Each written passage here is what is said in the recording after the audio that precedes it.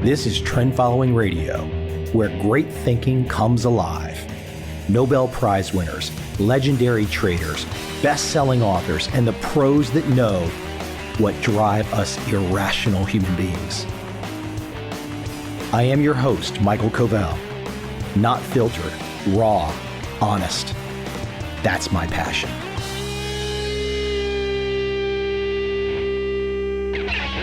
This is one of those fun conversations you only get to have by doing a podcast.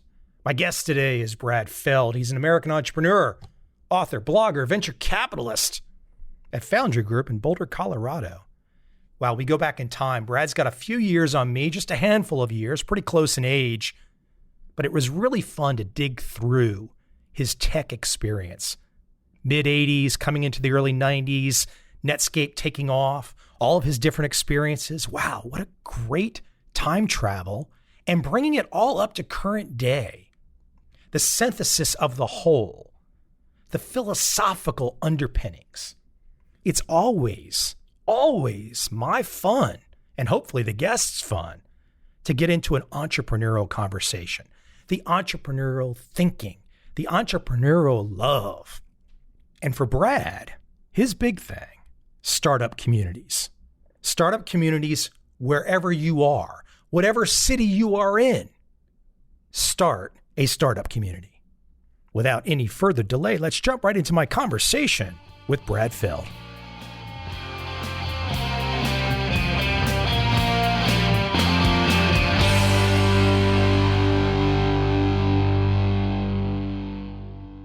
Take me back in time, because I would have to think I was a pretty average student.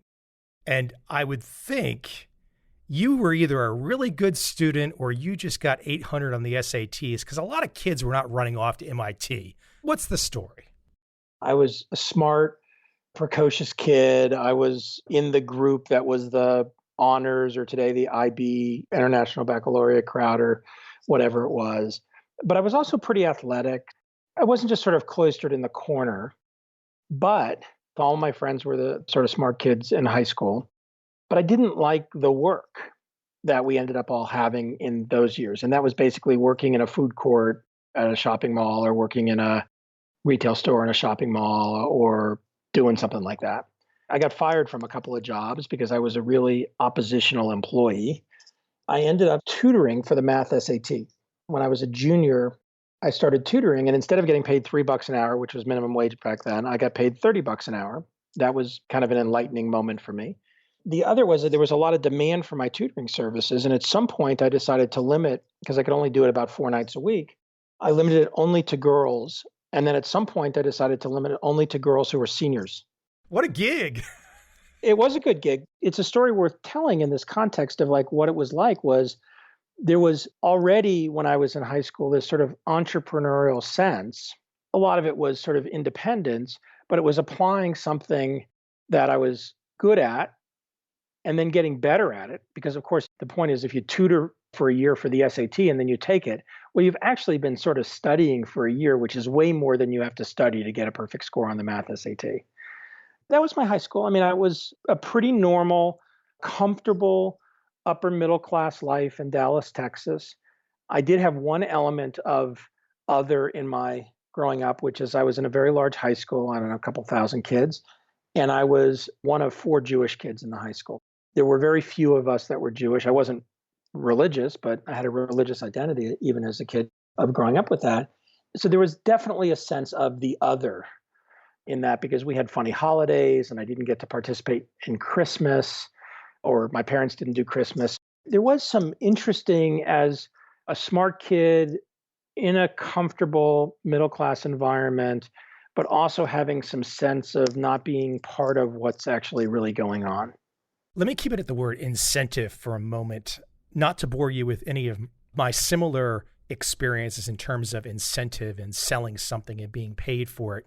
But I want you to speak to that, because you brought up the notion of going from $3 an hour to 30. Something happens in your DNA when you realize you can be paid outside of the norm, outside of the system. When you realize, oh, wow, I can go to a completely different place and you don't have to stand in line, so to speak. It's very perceptive. For me, that first piece of it was the tutoring. The element of that tutoring was I was responsible for my own work and my own business, including, by the way, setting the price. I could have set a higher or lower price, but I talked to some people and tried to figure out what a fair price was. I was fortunate. It didn't just come out of nowhere. My father, who was a doctor, had several patients who were entrepreneurs. Two of them ended up having a lot of influence on me. One, a guy named Gene Scott, probably had the most influence on me. About every couple of months, I would go out to lunch with him and my dad when I was a sophomore and a junior and talk about computers and business. I also, for my bar mitzvah when I was 13, I got an Apple II computer. So I sort of fell in love with computers sort of early on in the personal computer thing. I was seeing other people build little companies from nothing and all of a sudden start selling their software. And so I had a sense of all that. And then my junior year in high school, I went to England for the summer. One of my father's other friends who was an entrepreneur got me a job with a company called Centronics that was at one point still a modest but entrepreneurial product company in the 1982 timeframe. And I spent the entire summer in England, in London, writing software for them. That was very profound for me because I lived alone. I went to London alone. I lived with an older couple, but I kind of was very much alone the whole summer. I made some new friends with the people I worked with. I worked in a professional environment. But even then, the work that I was doing felt pretty entrepreneurial to me. I didn't have that word for it then. And then between my senior year and first year of college, I worked for a husband and wife startup writing oil and gas software. And this was the real trigger for me in a profound way, which is I got paid $10 an hour. I learned pretty quickly that if I worked 80 hours a week, I got paid twice as much as if I worked 40 hours a week.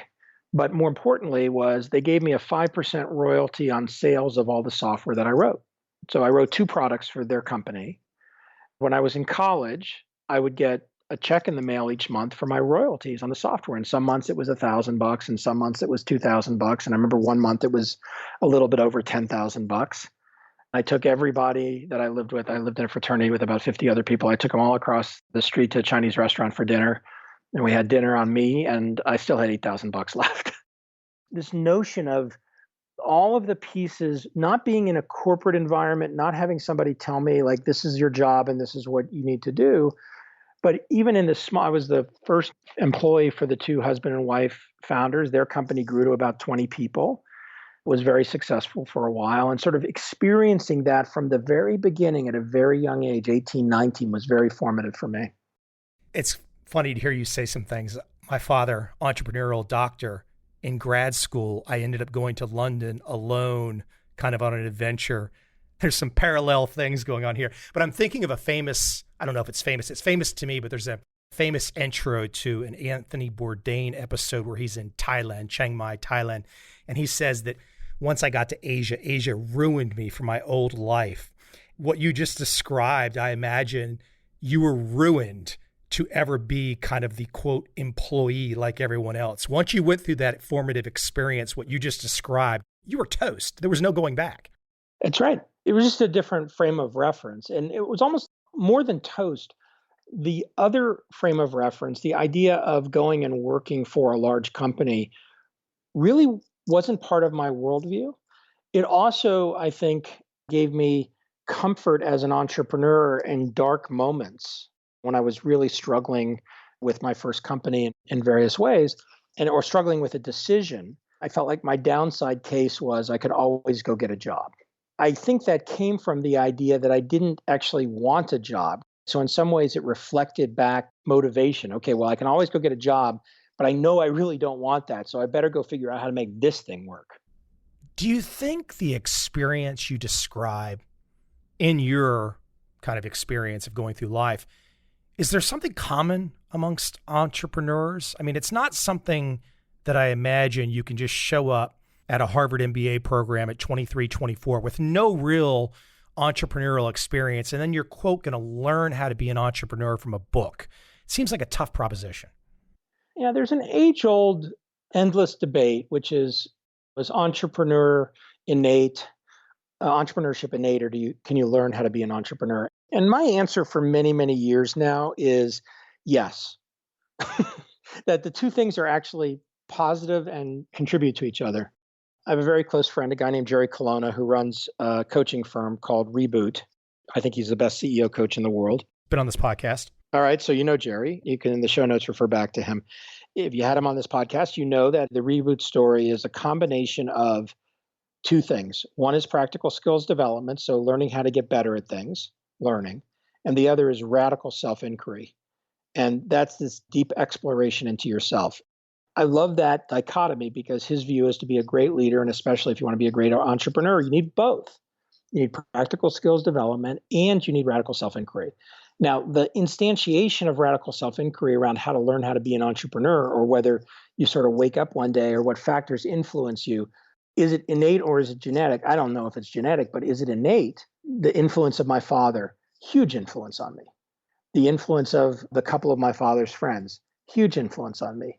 My father not telling me I had to go to London, but encouraging me to go to London that summer and having that experience, huge influence. My mother, who is an artist, sort of watching her creative act that she took seriously as a job from 9 to 5 every day, Monday to Friday. She was in her studio and she was unavailable to my brother and I, even though she was at home because her studio was upstairs in our house. She was not available. She was at work. The linkage of this creative act of being an artist combined with this rigor and seriousness, along with her own self-discipline and her own sense of self-inquiry about what was important to her, all of those things had huge impact on my innate sense of what I wanted to be and how I wanted to be. Let me keep it at London for a moment. Was that your first international travel? It wasn't the first, but I hadn't done a lot. We'd gone to England and Scotland once before. We'd been to Mexico a couple of times, but not much. What did it do to you, if you can go back to the memories?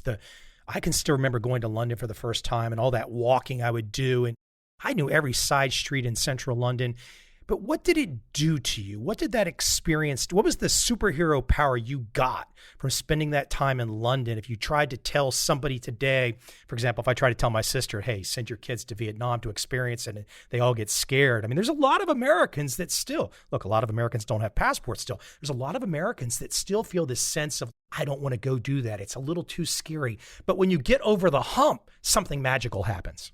I don't know that there was one thing. There was a lot of really powerful things that summer. One is I did spend a lot of time alone. I had a girlfriend, a long distance girlfriend from high school. That was important experience for me to have. I think I was over there for about 8 or 9 weeks, to have that period of time alone and make new friends, but not sort of lose myself in new friends, but end up doing a lot of things by myself. Your comment about wandering around every nook and cranny, that summer, like many summers, the tube went on strike. The London Underground, all of a sudden you couldn't take the Underground anywhere, the tube anywhere. Yeah, I had to take buses everywhere. And I lived in a place called Northfields, which was far west London. And I worked in a place called South Kensington, which was central London. On the tube, it was a relatively straightforward, couple of stops one way, a couple of stops another way. But on a bus, it was a 2-hour thing. I got a bicycle, so I bicycled sometimes, which for an American London is kind of tricky because everything's going the wrong way. And so all your instincts about how to ride a bike are wrong.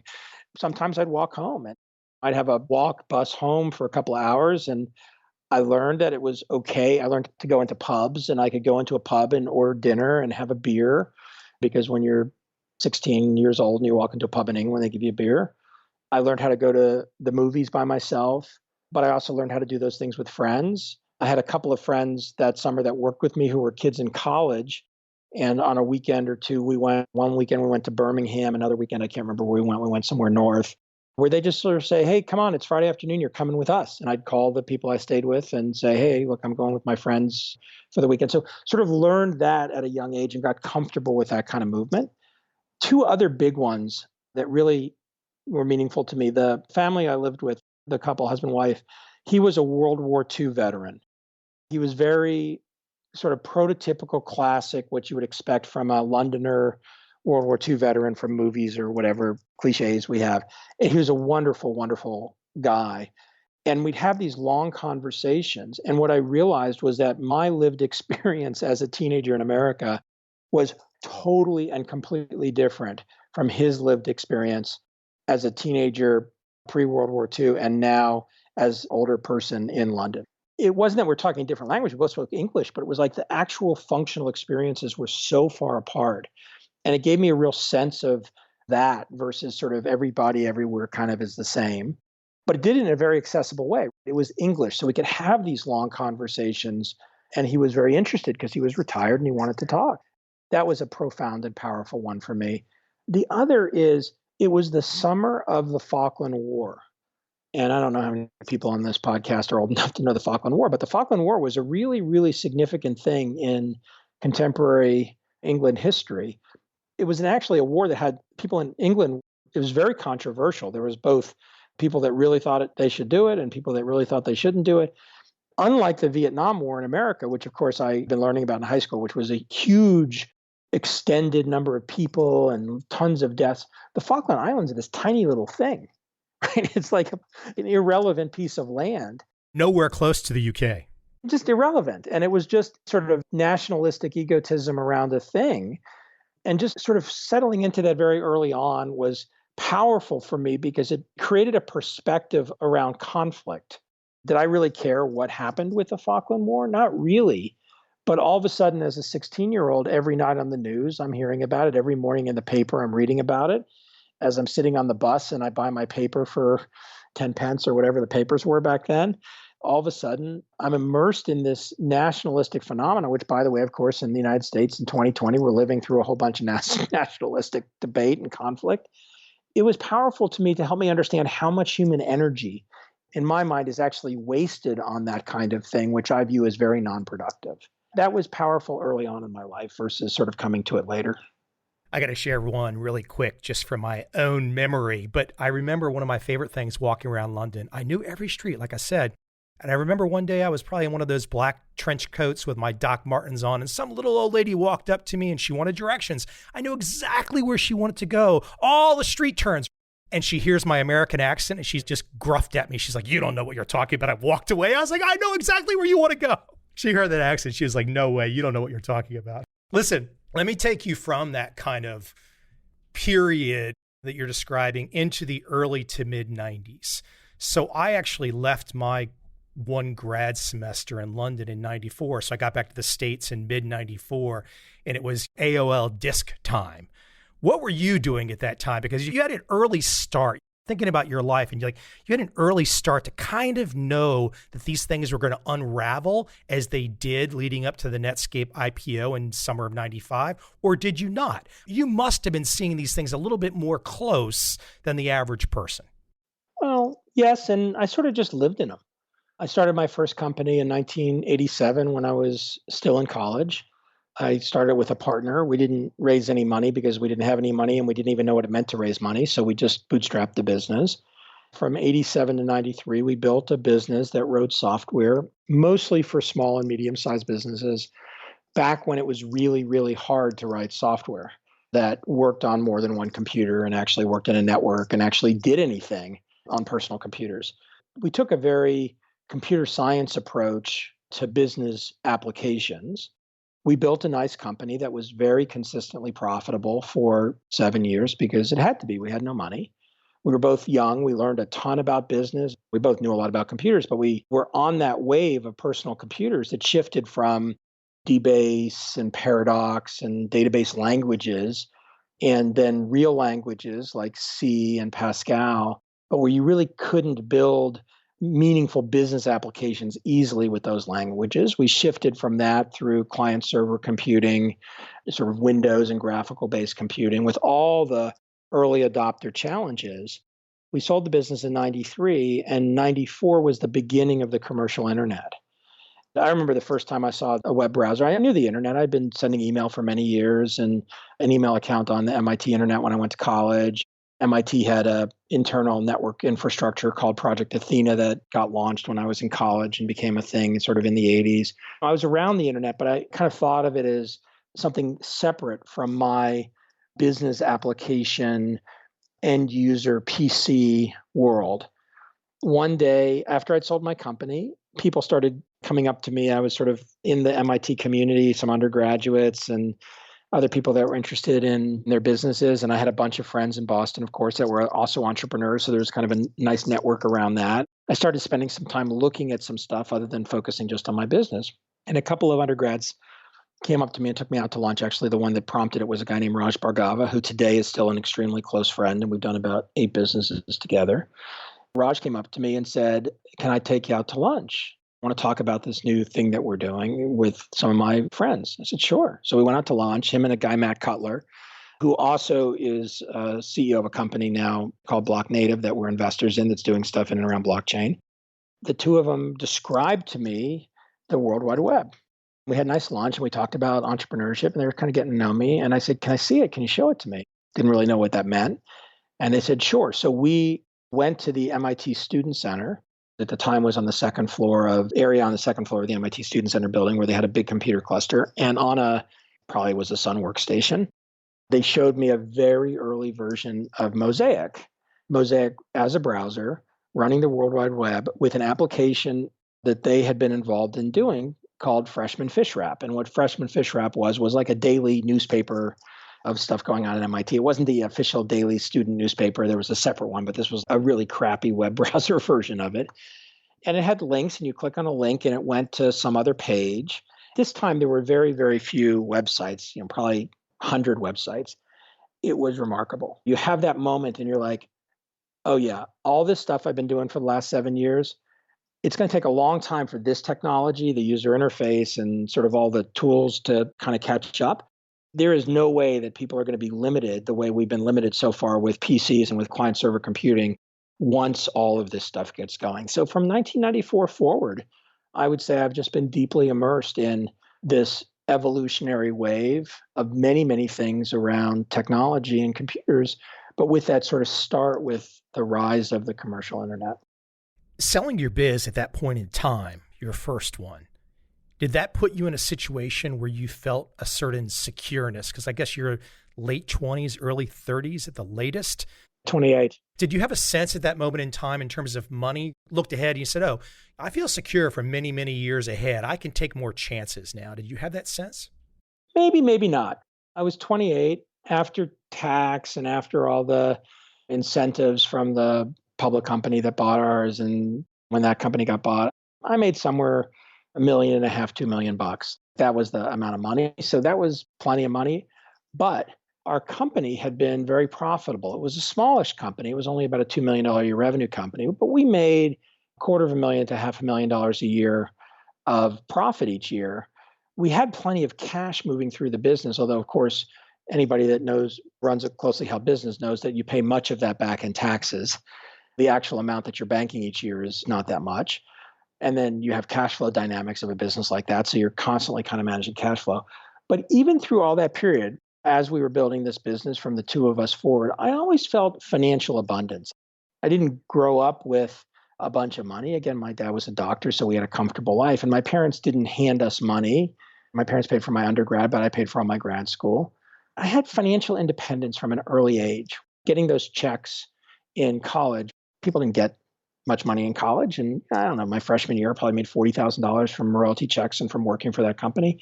So for a long time, my feeling of financial abundance was ahead of my personal spending. I've tried to modulate my life that way all the way through so that I've never felt any real stress around the cost structure of my life relative to the money I had. Interestingly, when I sold that business in 1993, I promised, let's say I had $2 million in the bank after that company got bought, about just to have a number. I made a promise to my wife, Amy, that I would never have less than $100,000 in the bank. That was the level of base that we felt like we needed. We bought a house, and then I took the rest of the money and invested it over the next 3 years in 40 startups. 40. About one a month over 3 years. Sometimes I'd do two in a month. Sometimes I wouldn't do any. So I did a lot of investments, $25,000 and $50,000 at a time, all at the very beginning. I helped start a couple of companies. I remember having to tell Amy that we had less than $100,000 in the bank because I had invested another $25,000 in something. And all of a sudden, I had basically invested almost all of the money I'd made from that first sale into startups. Now, This was 94, 95, 96. By 97, the internet had really taken off and the returns started to come. So very quickly, that investment had very meaningful positive financial returns. Bank account built back up pretty quickly. But it was this interesting dynamic where I had a little bit, of course, when you have $2 million in the bank, your brain probably shifts some in terms of how you relate to it. My brain probably shifted some. But at the same time, I was perfectly comfortable investing all of it with a very little buffer because I was confident that, again, my worst case is I could get a job, but I knew how to, at that point, start a company, run a company, build a company. Like I knew that if I needed to go back to what I was doing for my first company, I could at least have a good living. You mentioned 1994 being a pivotal year, but I would think summer of 95, when Netscape went public, that was something entirely different. And I remember feeling it, and I was nowhere close to doing what you were doing in any way, shape, or form. I mean, I was hiring a Russian programmer to build a 4-page website in 1996 for $4,000. That was still different for most people. But when Netscape went public, that was this game on moment. And I sometimes wonder today, and you can kind of go both ways where I'm going here. You can talk about how Netscape affected you, but I also look at today that I think a lot of young kids today don't have that chance to feel that sense of excitement of like, man, the internet's taking off. Wow, look what Andreessen's doing. This is crazy. I'm so excited. Whereas a lot of kids today probably just read a story about a bunch of VCs in Silicon Valley and this company got funded. It's not the same. I wish kids today could feel what you and I had a chance to feel at that moment. I think there's elements of that, though, even in the contemporary dynamic.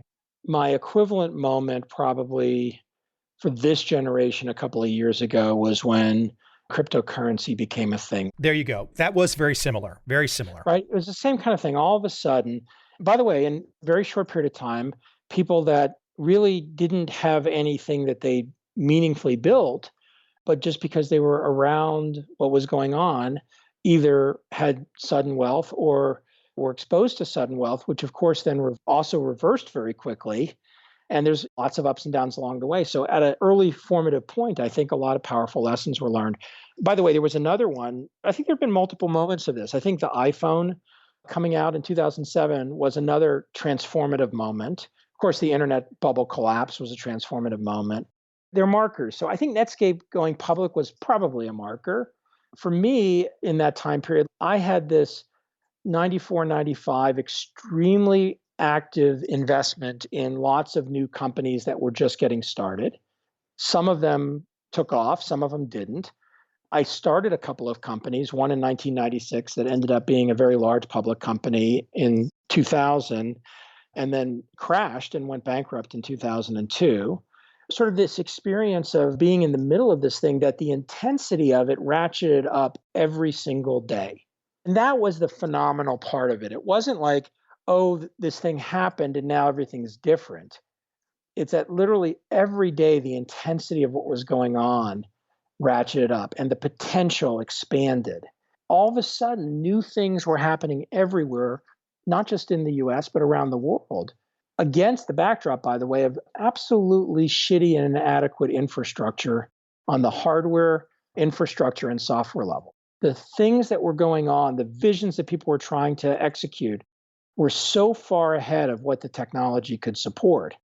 And the underlying technology was being built as fast as it could. And some of it was because of these things that people were trying to do with it made it clear where things needed to go and evolve.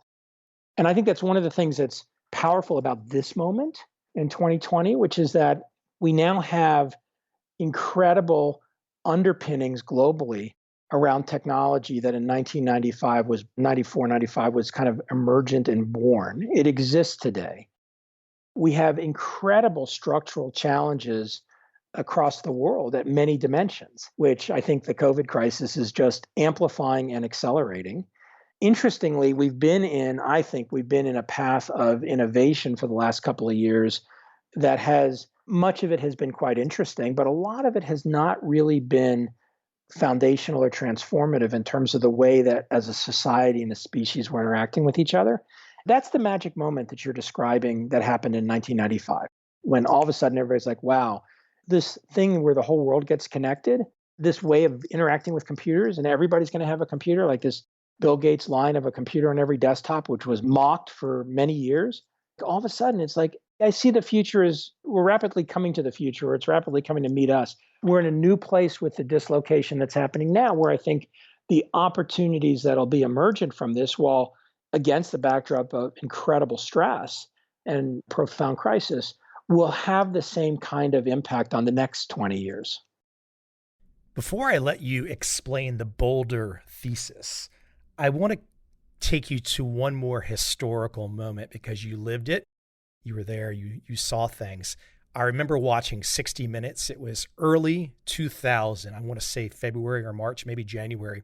And 60 Minutes was interviewing Michael Saylor of MicroStrategy. I was living in Northern Virginia. He was quite the celebrated guy. I think at the moment in time 60 Minutes interviewed him, he was worth $20 billion on paper, I believe it was. That was the moment. It was like when Saylor came on 60 Minutes and whatever he said, it was something akin to saying, I'm God. And then it was like, bam, it just happened, right? Well, I know Michael a tiny bit. We're not close. I remember MicroStrategy well because a number of MIT friends ended up going to work there. And it was an example of one of those companies. By the way, it wasn't the only one. I don't know if you know this. It's kind of a fun one. In the last day or two, Michael Saylor is still the CEO of MicroStrategies. They just bought $250 million worth of Bitcoin.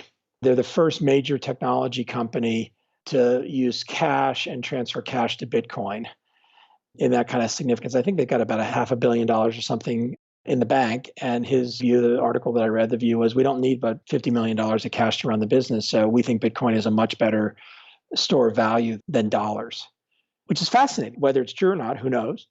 Time will tell. Bitcoin doesn't have aircraft carriers and nukes to protect its value, though. Yeah, his argument, and the argument, I'm not going to make the argument, but some people make the argument that Bitcoin also can't issue $6 trillion worth of Bitcoin to support the public markets. It's this very interesting phenomena of the endless debate about what the currency dynamics really are. And let's go back to the starting point, though, for it. Do you know what MicroStrategy's market cap is today, which is what, 20 years later from that point? I've not looked at it, no. $1.3 billion.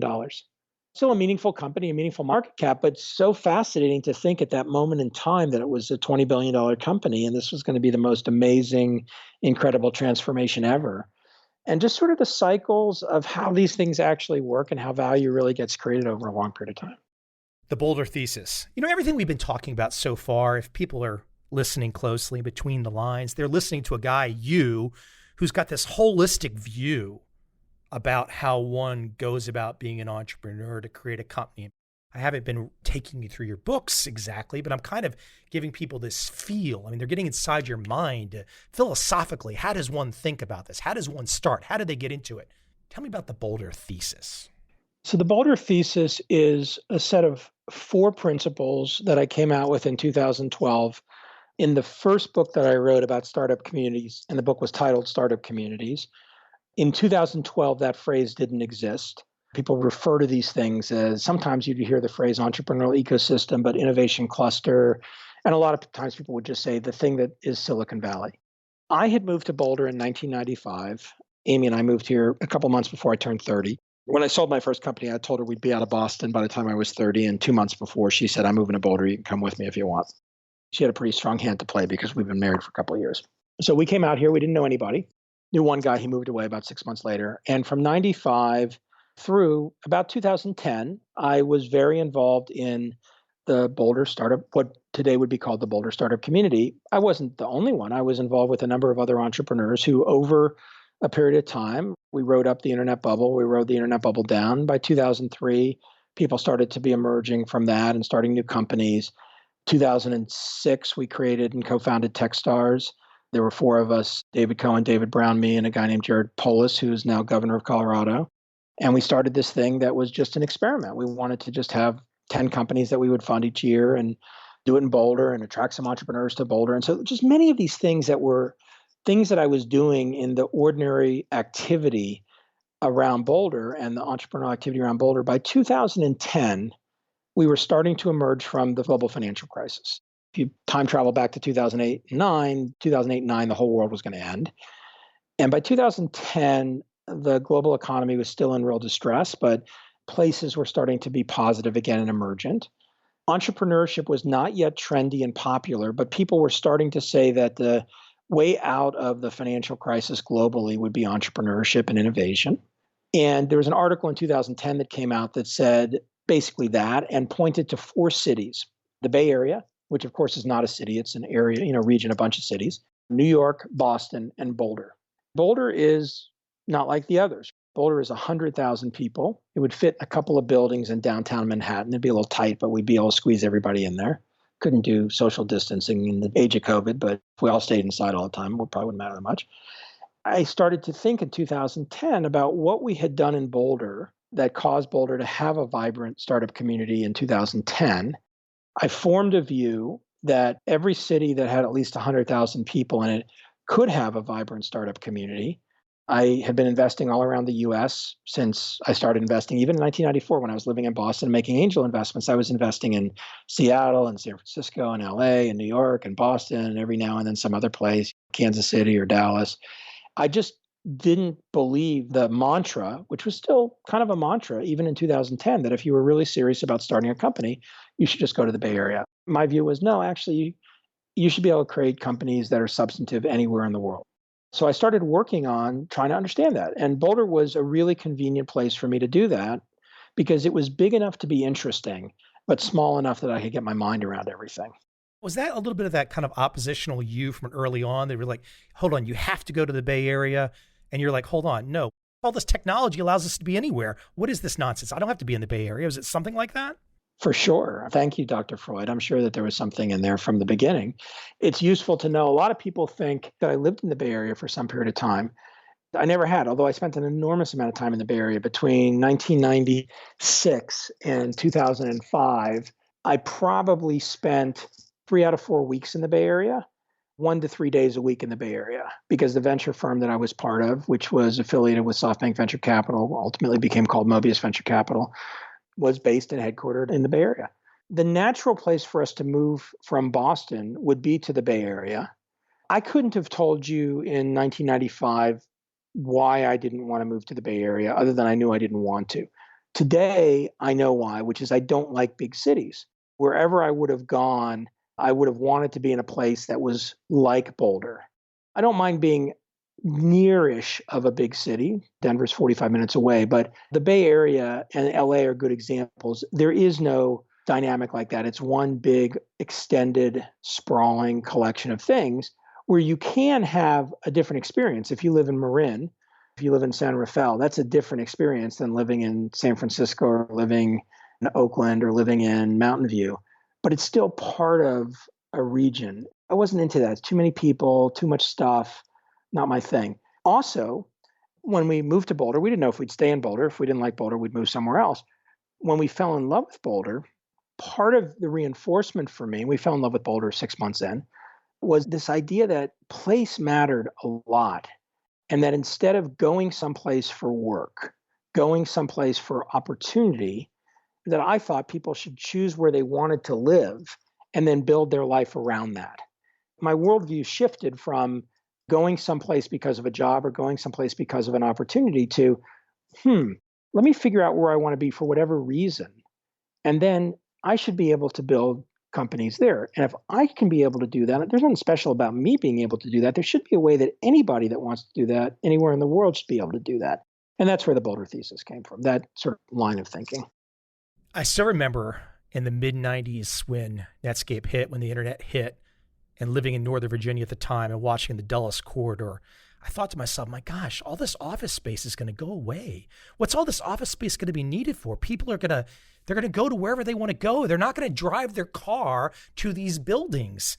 And then in the next 20 years, we built more and more and more. Do you think we ever reach a point in time, and maybe COVID is accelerating this, where we finally have that moment where the technology truly does eliminate the distance, truly does eliminate the need for the space, the big building, so to speak? I think you're 25 years ahead of your time. Lots of people have different opinions about space, both in the time of COVID and in the future, whatever that means. There is a lot of desire of human beings to be able to say, COVID will end and we will go back to normal. We will go back to February of 2020. I don't believe that. I believe we have accelerated to 2025. As part of the acceleration to 2025, the COVID crisis has shined an incredibly bright light on an immense number of things in our contemporary society that are either broken, unneeded, or ineffective. There are many things, by the way, that were broken, unneeded, or ineffective before COVID, but we had configured our society in such a way where we just sort of continued and meandered through them. Technology, which changes things and disrupts things, and pick your word, has had a very meaningful impact on a lot of stuff. But there are many areas of our society and much of our incumbent ways of behaving that resisted in an extreme way.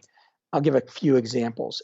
In January 2020, if I had said to pretty much anyone, in 6 months, the vast majority of office workers around the world will be working from home, not only would people thought I was crazy, they would have said it's impossible. It'll never work.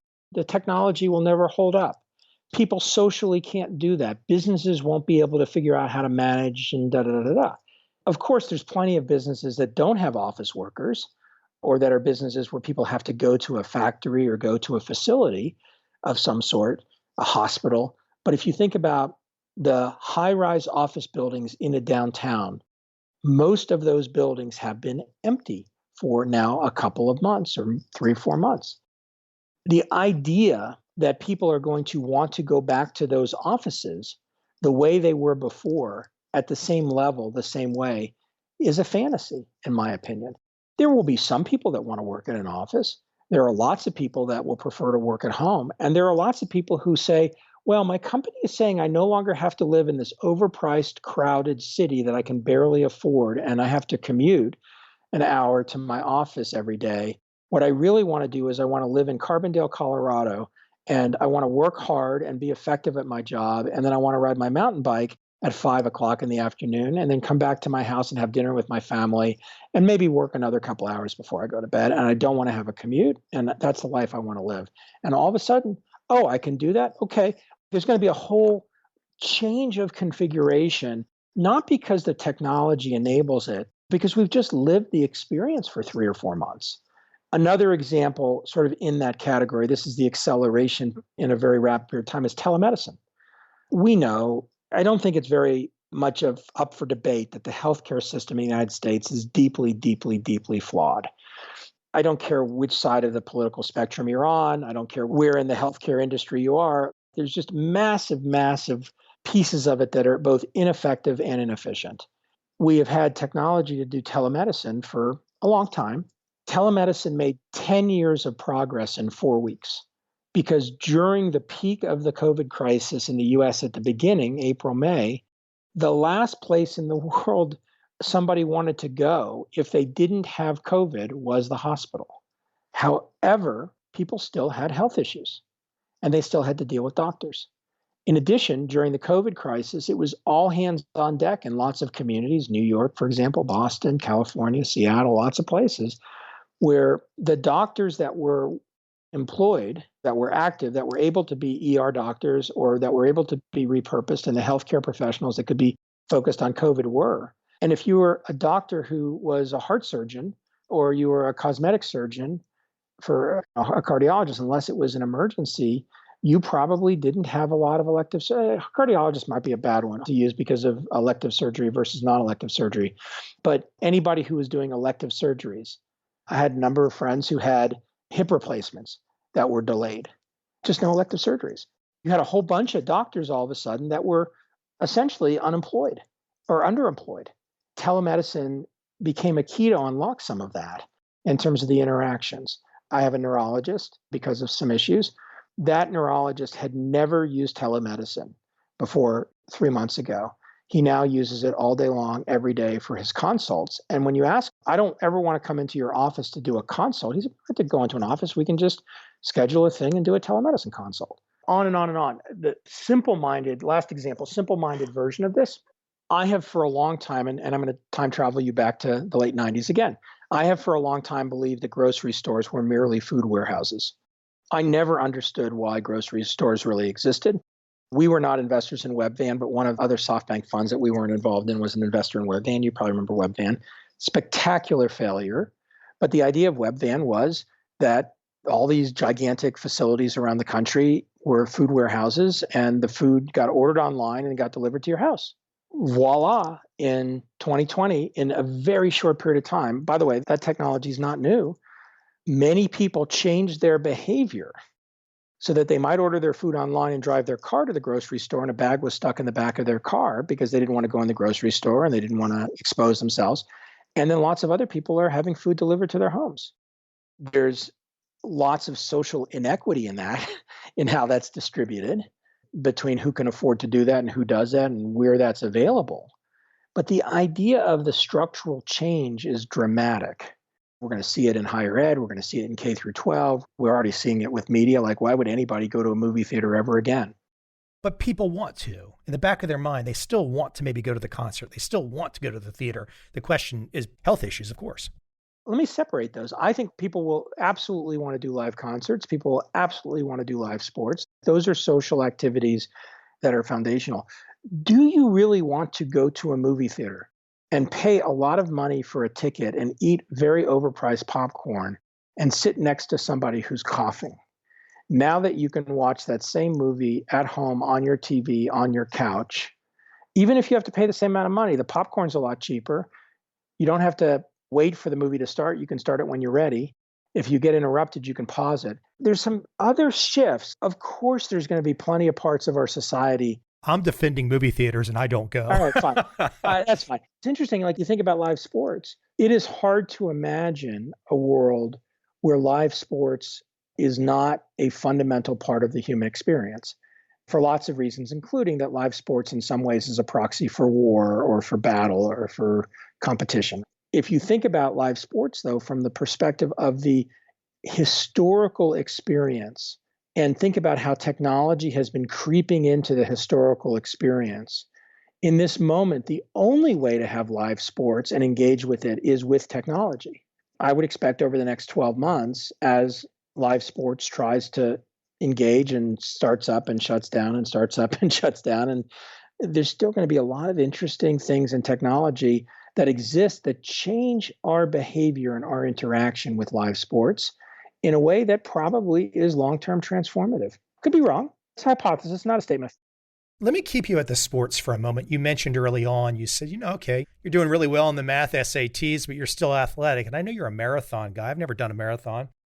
I'm more of a yoga guy these days. Tell me, though, as you mentioned healthcare, we all know the problems of healthcare in America. I happen to be in the least obese country in the world right now. Quite skinny, quite a different experience. But you, as a guy who has the discipline to go crank out the marathons, I mean, I'm sure there's been some pitfalls and pratfalls and aches and pains and all that kind of stuff, but still, there's a discipline. And I imagine that marathon mentality has kept you in better shape than most Americans, where there's a significant number of Americans, I don't know if it's over 50%, are considered obese.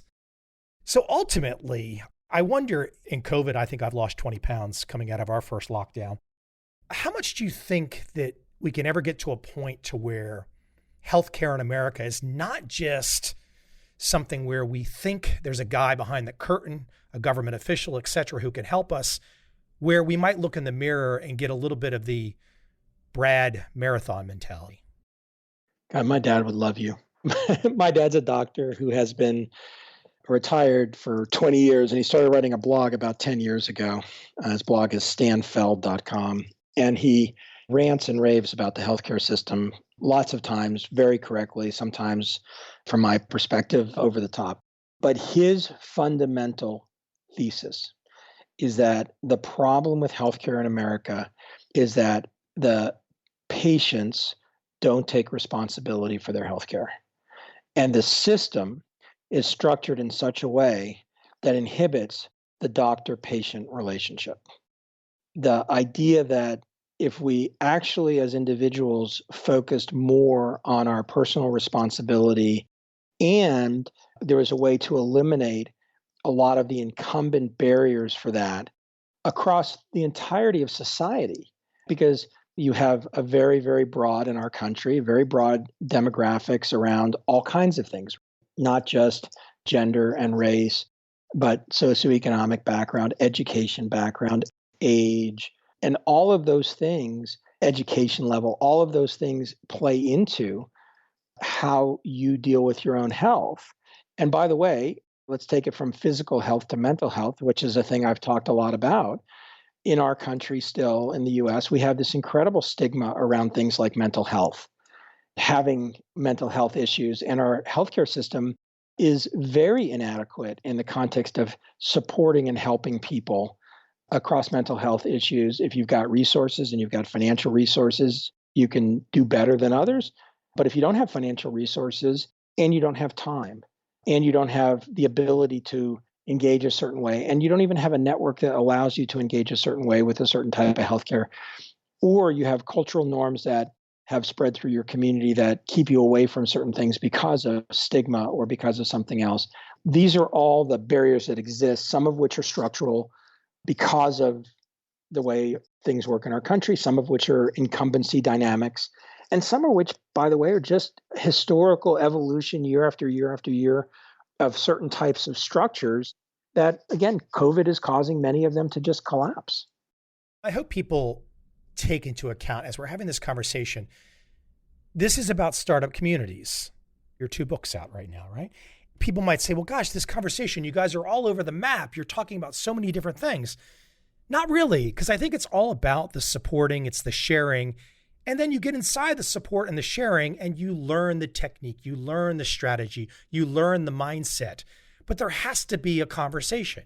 It's not just all, here's the quote book, whoever's book, and like, here's the 10 things you do. It's this holistic philosophical conversation, I think has to be a part of it. And then whatever idea one has, whatever venture they want to start, they go do it. But then they've got these conversations, they've got this ability to have the support, the sharing. Look, it's the reason I love doing this podcast. I get a chance to talk to a guy like you that'll keep me energized for the whole damn day. That is the thing I think a lot of us are missing these days. Thank you. It's very energizing for me too. The goal of writing a book, people have different goals. For me, the goal of writing a book is to work out some thoughts. I work thoughts out by writing. I practice what's worked out by talking. There's multiple ways of sort of working through ideas. And for me, it's experiencing something, spending a lot of time trying to write it down. And then when I've written it down, talking about it and then being challenged and learning and stretching it from there. In the context of a thing that is been a big part of my professional experience, which is this idea of building startup communities, which is linked to the notion that entrepreneurship should be something that can be done anywhere in the world, which is linked back to an idea and a concept that I had when I was in school, which is the democratization of innovation.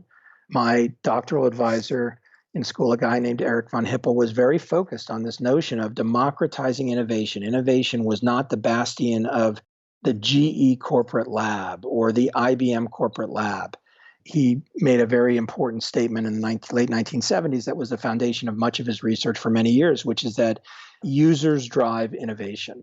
If you extend that conceptually and include, for example, the idea of where innovation occurs, well, the user shouldn't have to go to a place or be in a structure to be able to create that innovation, at least from that premise. And interestingly, I think in 2020, we've proved out a couple of things. One is this notion of the democratization of entrepreneurship and innovation. It's a global phenomenon. Next, that's part of that again links back to everything we've been talking about, is that we use in the book, The Startup Community, the idea of complexity theory and the idea of a complex system to describe how to evolve a startup community. And the complex system idea is essential to everything we've been talking about. If you go back to any of the topics and pull on the thread, we're not talking about deterministic systems that can have a solution. You don't say on day X, the problem is solved. The puzzle is finished and all the pieces are there. The coffee is made and my cup of coffee is finished because I put it through the machine and now I have my cup of coffee. We're talking about these systems that continually change and evolve, and what happens affects the next things that happen, that affects the next things that happen, and on and on and on and on and on.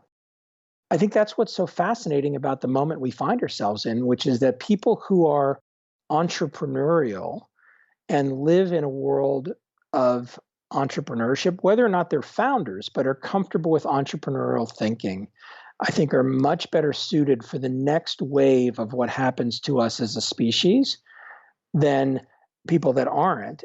That isn't to say that there's a good and there's a bad. It's to say that there's a lot of benefit to everyone from trying to understand a little bit better how to be an entrepreneurial thinker, not necessarily be an entrepreneur, but to think in ways that don't have deterministic outcomes, that don't have a clear path to an answer.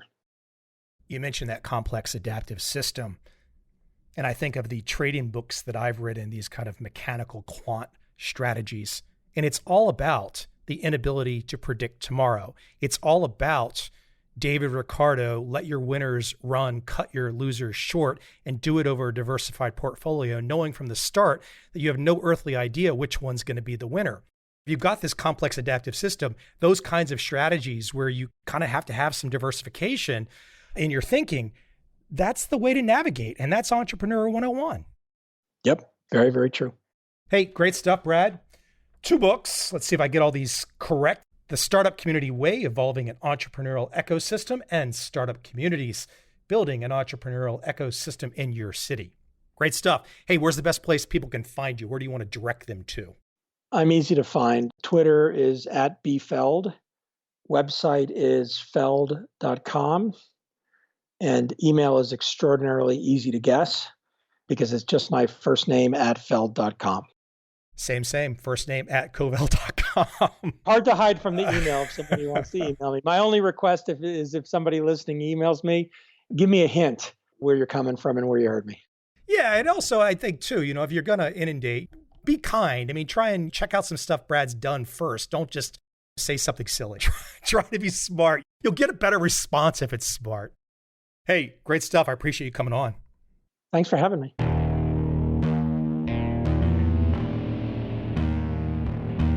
I see a time when those awake will understand how to make money in up, down, and surprise markets. Whether new trader or experienced, college student or financial advisor, protecting against a crash or just trying to make a lot of money, trend following offers everyone an answer in uncertain times. To get started immediately, send me an email, michael@covel.com. I will send you the right trend following steps to take along with my free video. But if you want to buy and hold, trust the government and trust Wall Street, this is absolutely not for you.